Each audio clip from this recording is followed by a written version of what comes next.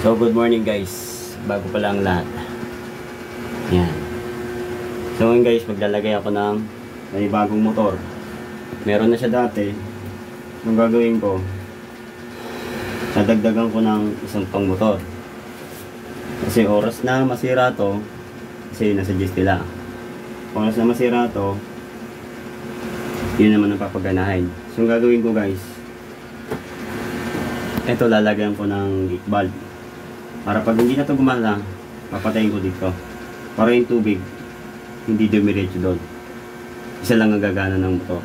Para yung tubig hindi umikot. So ito yung bago ngayon guys. Yan, yan siya guys. So ito guys. Tingin ko dito na stock up na. Kaya hindi na siya gumagana. Kasi guys, yung spring niya, yung adjustable niya, ay kalawang na. Saka wala na yung mga ibang tornilyo niya guys.